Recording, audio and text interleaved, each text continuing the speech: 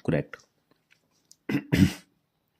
456 देखें, a national achievement test is administrated annually to third grades. The test has a mean score of, test के mean score कितने हैं हमारे पास, mean कितना है 100 है, स्टैंडर्ड डेविएशन इज 115 है।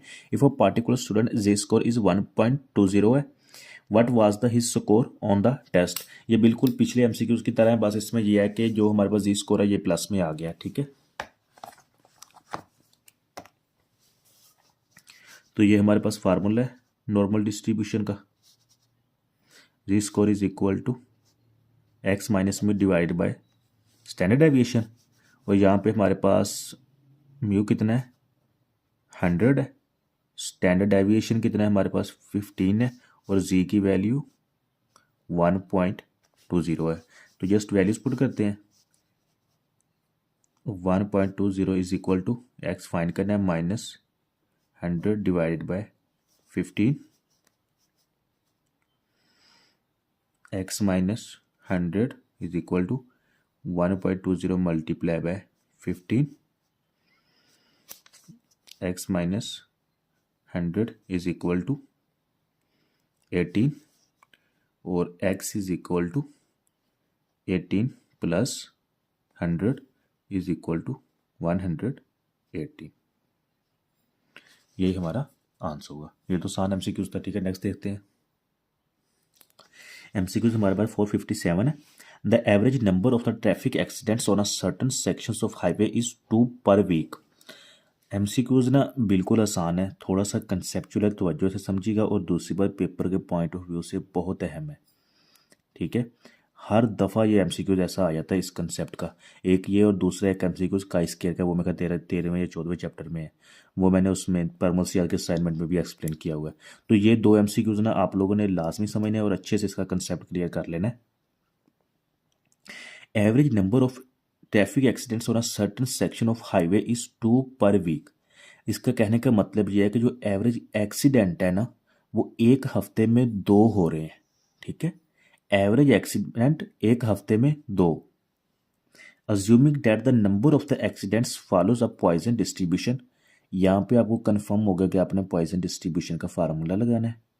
Find the probability of 3 accident. Probability हम लोगों ने फाइंड करनी है किसकी, 3 एक्सीडेंट, 3 एक्सीडेंट होते हैं on this sections of highway during the 2 weeks, during the 2 week period.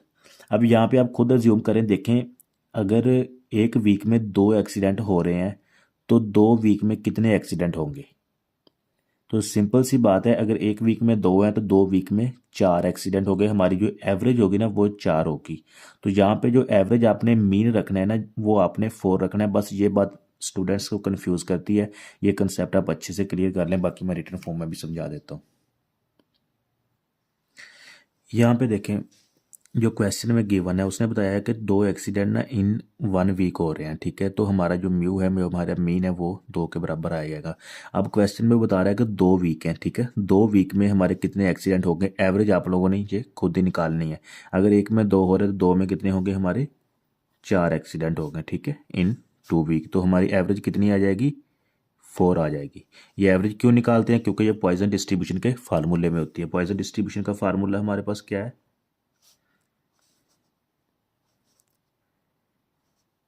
Minus x divide by x factorial, ये फार्मूला हमारे पास, ठीक है।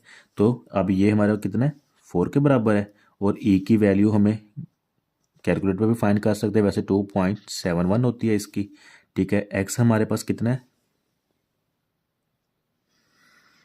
वो 3 है, क्यों, probability of 3 accident on this section. तो एक्स इज इक्वल टू कितने किसके बराबर आ जाएगा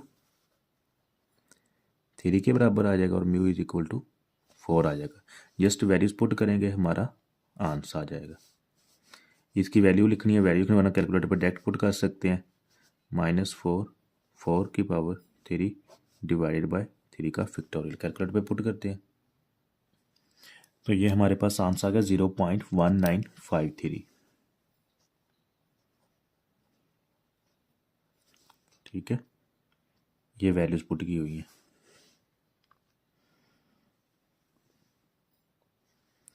मल्टीप्लाई 100 किया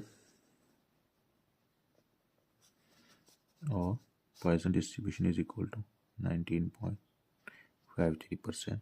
आंसर